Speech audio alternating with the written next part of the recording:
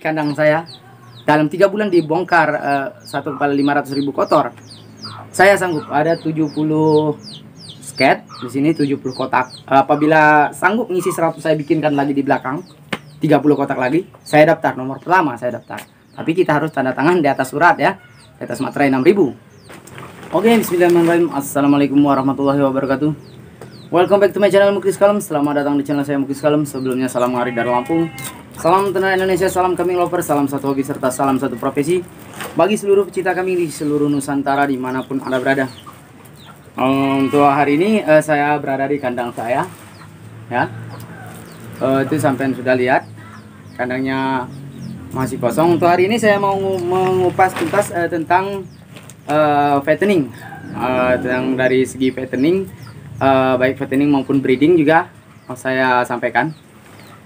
Saya mungkin yang baru menonton video saya ini, sebelumnya saya menceritakan terlebih dahulu bagaimana saya masuk ke dalam ataupun terjun di bisnis kambing sekitar 7 tahun lebih, hampir 8 tahun yang lalu.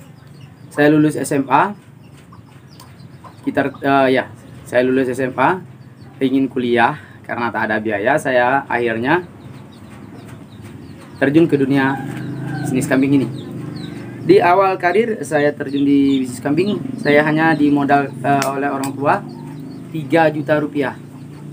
3 juta rupiah itu modal saya untuk berbisnis kambing. Dari modal itu saya berpikir bagaimana modal seperti ini bisa menjadi banyak. Kalau saya cari pengalaman, cari teman, belajar dari pengalaman orang. Karena sukses itu kawan, tidak harus kita gagal. Sukses itu kita bisa berhasil dari kegagalan orang lain. Oke, mungkin cukup seperti itu cuplikan kisah saya masuk di bakul kambing ini. Sudah hampir 8 tahun ya berbisnis kambing.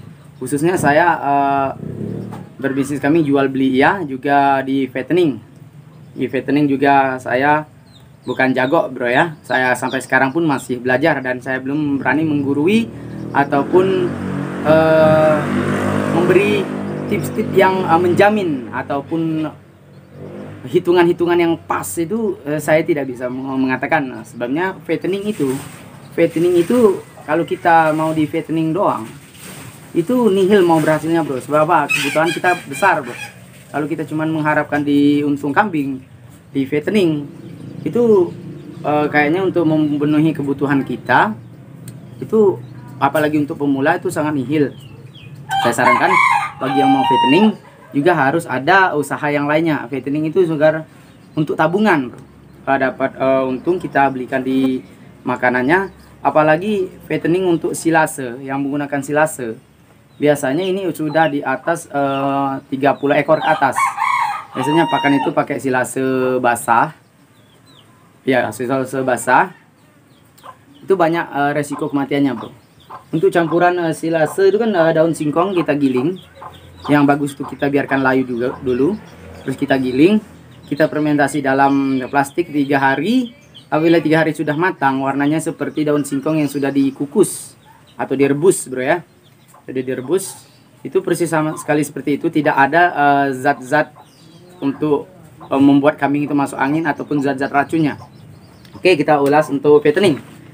Di kemarin saya melihat ada video yang mengatakan 3 bulan, dalam 3 bulan untung satu kambing itu 500.000 selama 8 tahun ini, bro ya. Selama hampir 8 tahun ini, kalau untung 500.000 itu dalam 3 bulan itu nihil. Bukankah saya katakan bohong atau apa itu ya bro. Selama 8 tahun saya belajar ya banyak lah. Di kandang-kandang lain saya belajar model. Kemarin saya upload kandangnya Pak Sukis yang sukses dalam dunia fattening. Itu juga saya belajar dari beliau, bisa ditanyakan. Saya kenal beliau, bahkan saya vlog di kandangnya juga duluan. Jadi saya tidak menyalahkan seorang content creator mengatakan 3 bulan itu 500. Saya tidak menyalahkan, cuman agak keliru kata-katanya bro. So, dalam 3 bulan itu kalau dia mengatakan 300.000 kotor, itu baru saya anggap bagus. Itu sesuai bro ya. Untuk pemula fattening. Untuk pemula fattening itu saya sarankan sekitar 10, 15 atau 20 ekor. Untuk fattening, apabila mau berhasil di fattening, jangan pakai selase basah, bro ya. Selagi itu kita bisa pakainya itu, apalagi di lingkungan kita banyak rumput, banyak daun singkong. Itu jangan, usahakan hindari dulu selase basah. Hindari ya. Bukannya tidak bagus, cuman kurang, bro ya. Untuk tips fattening, kita harus jeli dalam mengatur dosis, memilih bahan, juga menghitung biaya pengeluaran kita apabila mau menggunakan silase, ataupun tentang sentrat sederhana. Sentrat sederhana juga bisa kita buat dari onggo. Onggo ini contohnya, onggo punya saya sisa, bro ya. Kadangnya juga masih angker, bro, masih kosong karena harganya tinggi. Onggo dicampur dengan tetes, bungkil kopra, DDGS, CGF, juga SGM, CGM juga itu saya gunakan. Kita campur dan dikasih silase daun singkong. Karena kapasitas punya saya ini kemarin 70 ekor. 70 ekor itu, bro, 3 bulan saya mendapatkan untung bersih cuma 5 juta. Cuman untung 5 juta dari 70 ekor itu. Saya anggap saya itu setengahnya gagal, bro, tapi gak gagal total, bro ya. Sebenarnya sudah 8 tahun, sudah ada pengalaman. Jadi sudah ada channel untuk menjual kambing-kambing pakan-pakan fermentasi itu, khususnya fattening itu. Jadi sudah saya ada lobangnya ataupun lokaknya yang pesan. Jadi itu saya aja anggapnya setengah gagal, bro. Karena saya sibuk juga, di samping sibuk juga memenuhi permintaan para subscriber dari luar daerah kemarin waktu mau lebaran haji. Waktu itu kondisi harga bibitan masih stabil, bro, sangat stabil. Apalagi dari sebelum lebaran haji, sekitar 15 20 lah, setengah bulan mau lebaran haji itu harga masih stabil. Tidak seperti sekarang. Kalau sekarang harga sudah naik, bro ya. Dalam 3 bulan untung bersih cuma 5 juta. Bayangkan apabila para konten kreator lain ada yang mengatakan dalam 3 bulan 500.000, itu untuk sekarang, bro, untuk 3 tahun ke sini, dari tahun 2017, dari 2017 ke sini itu nihil, bener, bro. Nihil, nol besar. Kalau mau 3 bulan, kecuali pakannya dapat nyolong, bro ya. Ada dekat PT dicolong. Pakannya kita nggak beli, jadi pakan bagus kita kasih ke kambing, itu baru berhasil. Cuman untuk fattening, di dunia fattening yang saya geluti ini, saya sarankan bagi pemula 10, 15 sampai 20 ekor kita pelihara. Di samping itu kita juga harus ada pekerjaan lain seperti berkebun ataupun juga usaha yang lain, bro. Untuk fattening, di dalam fattening, bila kita beli, pertama kita suntik menggunakan Vitoxy LA. Itu selang 2 hari atau 3 hari kita suntik dengan Warmectin, atau juga sering disebut solusinya obat gudik ya. Sebabnya dalam dunia fattening, apabila dia belum makan onggo, makan silase itu belum kuat, dia itu rentan sekali penyakitnya, rentan untuk mati, bro ya. 1 bulan pertama itu dia itu menyesuaikan diri ataupun adaptasi dengan makanan-makanan yang kita berikan, sejenis onggo, ampas tahu, segala macam itu. Dia beradaptasi dulu ya, bukan makanan dia kan kita olah-olah biar dia mau makan, ujung-ujungnya kan jadi makanan dia gitu loh, bro. Aslinya kan kita yang bagus itu emang nggak ngelawan daun singkong kering. Kita lanjut. 1 bulan pertama namanya adaptasi di lingkungan, adaptasi di cuaca, adaptasi di makanan. Itu 1 bulan pertama. Nah, di detik-detik 1 bulan pertama inilah, 1 minggu, 2 minggu, 3 minggu, 4 minggu, 1 bulan pertama ini itu rentan sekali dengan angka kematian. Untuk harga sekarang, saya kasih tip hati-hati bagi para pemula. Harga 7,5, 800, yang jelasnya itu sudah agak kuat, lagi agak kuat, bro. Kalau yang 6,5, 500, 400, 300 itu kayaknya kalau masih pemula hati-hati, jangan, kalau bisa jangan, bro. Sebabnya saya sudah pernah mengalami fattening karena harganya saya tergiur, harga murah. Saya lihat barangnya bagus, cocok, harganya murah, saya beli. Pertama itu yang kedua kali saya melakukan fattening itu. Saya beli 50 ekor waktu pas mendirikan rumah ini, rumah bapak. Maksud saya bukan rumah saya karena saya belum ada hak di rumah bapak ini. Itu dalam 50 ekor itu mati 25 ekor dalam 1 bulan. Bayangin itu bro, stres di sini rasanya. Cuman saya tetap berjuang. Namanya kita nggak di fattening doang ya, saya jual beli juga iya kan. Nyari dari petani ke petani, jual dari pasar ke pasar juga. Kalau saya lihat pasar Adijaya anjlok nih, saya beli dari Adijaya, saya buang ke pasar kecil. Bukan buang, jual bro ya, kita jual pasar kecil. Terus dari pasar kecil harganya rendah, kita ambil di pasar kecil, kita jual di pasar Adijaya kalau harganya tinggi. Juga biasanya itu juga ada sedikit berapa ekor kambing itu melayani pemotongan orang di sini bro, untuk nasi sayur di orang. Di sini sering memotong kambing, namanya adat Lampung. Itu sekali ada adat Lampung tuh membutuhkan kambing ya lumayan. Nggak banyak, sekitar 5-6 ekor lah satu keluarga biasanya membutuhkan kambing seperti itu. Oke, lanjut lagi untuk fattening. Di bulan pertama adaptasi badan, adaptasi cuaca, adaptasi makan, dia angka kematian rentan mati bro ya. Di bulan kedua ini dia masih pemulihan badan. Itu di bulan kedua biasanya yang sakit-sakit mata. Awas, bulan pertama tuh banyak sakit mata bro ya. Sakit-sakit mata udah mulai mau sembuh, udah mulai lahap makan, membentuk badan. Ketiga, 3 bulan itu isi badannya, jadi agak udah mulai gemuk, udah mulai klimis, istilahnya kinclong lah, halus bulunya. Tergantung perawatan kita juga. Kalau kita bagus ya bulan ketiga itu sudah mulai halus.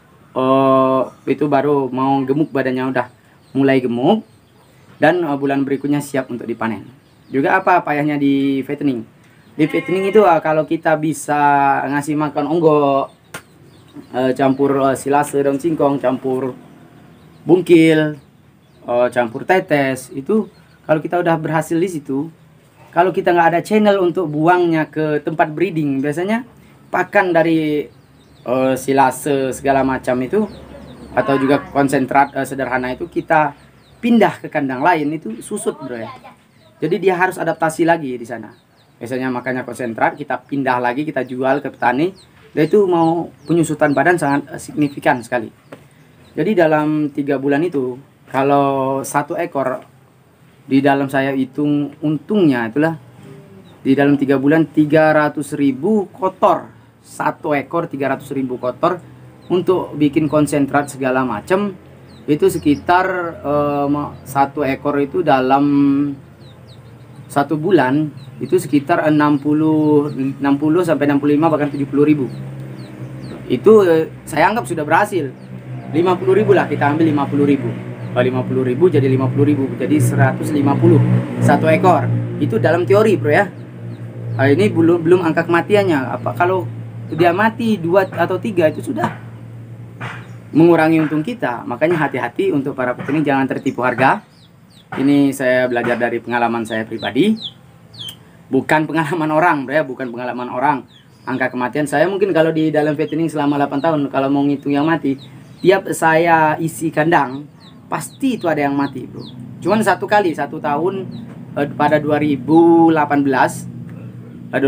itu nggak ada yang mati. Itu pertama yang paling bagus lah di dalam tahun itu. Selanjutnya bisa kita tanyakan semua fattening di sini, maupun Pak Sukis, maupun Pak Budi, maupun Pak Kadar, maupun siapa, itu angka kematiannya besar. Apalagi Pak Sukis itu rentan kematiannya dia. Cuman kita belajar terus. Belajar ini, kalau dia ini sakit mata nggak mau makan, suntik apa. Terus dia ini kalau dia ngedrop mau makan cuman nggak mau berdiri, kita suntik apa, tuh harus lengkap obatnya bro. Dari obat-obatan kita bisa hitung pengeluarannya bro. Obat-obatan tiap bulan kita harus rutin menyuntikan. Tiap bulan kita harus rutin kontrol, kita suntik. Juga kita kasih dosisnya lebih tinggi lagi, makan konsentratnya bro. Jadi di bulan pertama kita olah gimana dia bisa makan, kita campur dikit-dikit. Di bulan kedua kita tambah dosisnya, di bulan ketiga kita tambah lagi dosisnya, kita fullkan lagi. Jadi makanya bertahap bro ya. Jadi kalau untuk 3 bulan 500.000, bohong, saya bisa katakan itu bohong. Benar bro, sebabnya pengalaman ini saya alamin sendiri. Kandang saya masih kosong. Kandang saya, nanti saya kasih tip untuk breeding. Kandang ini kosong, angker sekarang bro ya. Nggak ada penunggunya kandangnya. Kosong. Karena apa? Bukannya saya nggak mau breeding ataupun fattening, bukan. Karena harga sekarang masih belum stabil. Jadi harga kemarin saya jual di harga 750, 700. Sekarang itu harganya sudah 1 jutaan bro. 1 jutaan, bibitan segitu 1 juta, 1 juta 100, bahkan ada yang 12. Itu harganya masih signifikan sekali naiknya. Makanya kadang masih saya kosongin. Buat apa? Kita tuh fattening itu mengharapkan untung, bukan sekedar hobi bro. Kalau hobi, sekedar hobi, judi pun kadang orang ada yang hobi. Cuman hobi apa itu? Hobi bodoh bro. Hobi yang merugikan. Kalau angka sekarang masih tinggi, di kambing masih tinggi, itu sekarang saya nggak mau ngisi dulu bro. Kenapa? Karena kita di samping fattening itu harus hafal siklus harga, waktu kita beli, waktu kita jual bro ya, dan perawatan. Itu yang nomor 1 bro. Oke, mungkin untuk fattening bisa di WA saya, sudah saya cantumkan di awal-awal video tadi. Bisa langsung di WA untuk pengalaman-pengalaman di fattening. Kalau mati dari 8 tahun itu mungkin ratusan ekor yang sudah mati bro. Cuman kita bisa menutupi itu dengan cara kita kerja yang lain. Maksudnya dengan cara jual beli hewan yang lain. Saya kalau yang fattening tetap fattening, karena fattening itu kalau menurut saya cuma tabungan bro ya. Dapat uang kita dari ini, kita beliin makanan, kita kasih makan. Jadi waktu 4 bulan atau 5 bulan, yang 4 bulannya bongkar, kambing itu bongkar, itu berarti segitulah hasil saya. Jadi saya nyari yang dari yang lain. Tapi kalau saya hitung-hitung kalkulasi dalam 1 ekor itu kemarin yang saya berhasil itu yang terakhir saya hitung 105.000 per ekor selama 3 bulan lebih, hampir 4 bulan. Itu sudah bersihnya segitu. Coba 105.000 dibagi 4 bro, berapa? Hanya sampai 35.000 kambing satu ya. Cuman kalau untuk yang 3 bulan mau 500.000 itu bohong. Saya kasihan juga untuk para pemula terbuai dengan ucapan segala macam. Jangan bandingkan dengan tahun 2014, 2015 jangan dibandingkan. Sebab harga kambing di situ masih sangat murah. Juga pakan dari salah satu PT di sini juga masih sangat murah. Karena belum banyak orang yang breeding. Untuk sekarang pakannya sudah mahal bro. Dulu waktu tahun 2014 kalau nggak salah pakannya itu per kilo cuman 750 rupiah. Sekarang sudah 2.200. Jauh bro kalau mau dibandingkan dari dulu. Mungkin yang 3 bulan itu waktu dulu 2015 2014 ke bawah.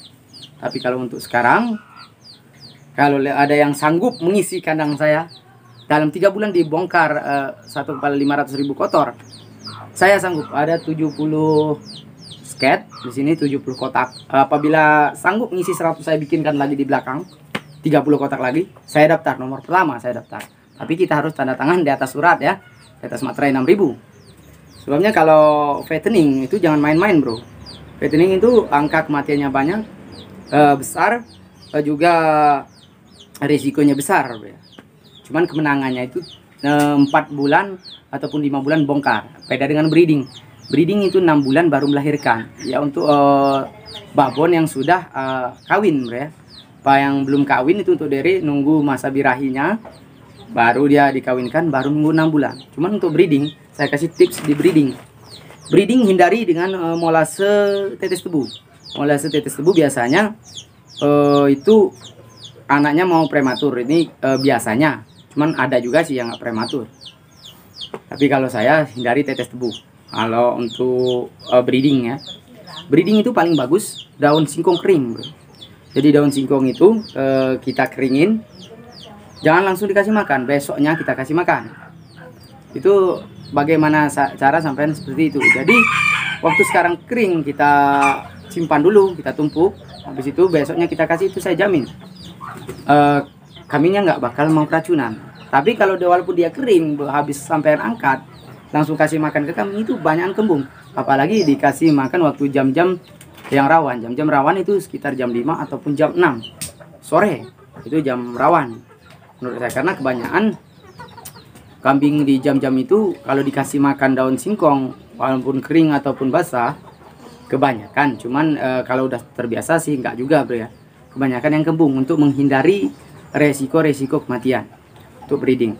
Dan apabila yang ada yang mengatakan konsentrat itu lebih bagus daripada pakan alami daun singkong kering, itu mustahil menurut saya. Sebabnya kalau daun singkong kering itu pakannya kita keringin, jadi makannya biasanya lahap, juga minumnya kuat bro. Apalagi untuk breeding itu harus kuat minum, sebabnya supaya air susu waktu dia mengandung air susunya banyak, air susunya bagus bro. Itu menghindari untuk keguguran, dia itu menghindari itu. Kalau banyak minum, makannya lahap, insya Allah sehat bro. Kita aja kalau banyak makan banyak minum sehat bro ya.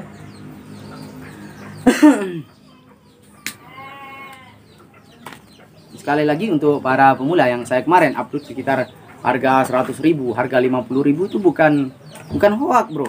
Emang ada di pasar itu yang baru lahir, baru brojol dia, harga 50.000 itu sebesar anak kucing lah, sebesar kucing dia, kucing dere itu, bukan kucing babon. Bayangkan seperti itu, karena dijual anak induk sama anaknya itu nggak ada yang beli, jadi dijual induknya juga sudah untung, anak itu cuma keuntungan. Jadi pusernya itu belum lepas yang 50.000. Jadi kalau sampai beranggapan itu murah, itu bagus, itu hati-hati, waspada. Itu angka kematiannya sangat besar. Saya bisa prediksi kalau pemula itu bisa 80% mati dalam prediksi saya. Soalnya saya dulu pernah juga pelihara kambing harga 200, 250, 300 yang pejantan. Itu angka kematiannya sangat tinggi. Itu sangat beresiko. Cuman kalau kita sudah berpengalaman, tidak masalah. Ini untuk yang pemula, hati-hati, waspada. Jangan terbuai dengan tips-tips yang menjerumuskan. Tips-tips itu akan menjerumuskan sampean. Kalau sampean tidak hati-hati untuk harga sekarang, apalagi untuk harga sekarang. Siklus untuk sekarang itu siklus penjualan. Kita harus jual sekarang itu. Karena harga di Lampung ini, kalau khususnya di area Lampung, harganya melonjak drastis akibat kekurangan barang. Bayangkan saja, kemarin saya jual 750.000, sekarang 1.050.000 seperti itu, masih bibitan bro. Apalagi kita mau jualnya mau laku berapa tuh? Waktu siklusnya tinggi ini kita beli, itu salah. Waktu kita beli banyak, yang harga 1 juta, 1.200.000, 1.100.000. Nanti 3 bulan ke depan, ini prediksi saya 3 bulan ke depan tuh akan turun harga. Prediksi bro ya. Biasanya kalau siklusnya mahal seperti ini bertahan 1, 2 atau 3 bulan. Itu nanti harganya bisa turun. Nah, waktu turun itu kita beli. Untuk tips untuk para penggemar kambing, kalau tidak mau rugi, ada satu trik untuk membeli kambing itu. Beli waktu di bulan puasa sampai jualnya di lebaran haji ataupun habis lebaran haji. Mau babon, mau jantan, yang penting sehat bro ya. Biasanya di harganya di bulan puasa turun drastis bro. Saya sempat tercengang juga dengan tips-tips teman, salah satu teman kemarin.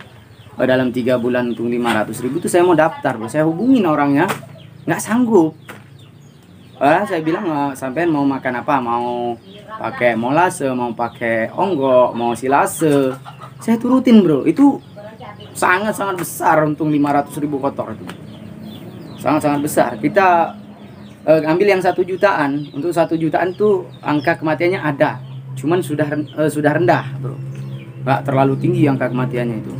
Cuman paling dia nanti sakit mata, matanya itu berebes, kita kasih obat mata, kalau nggak sembuh dia menjadi putih, putih menjadi merah, merah dia kembali lagi seperti semula. Kalau untuk sakit mata itu sekitar 3 minggu sampai 1 bulan baru sembuh. Itu sebenarnya obatnya bermacam-macam.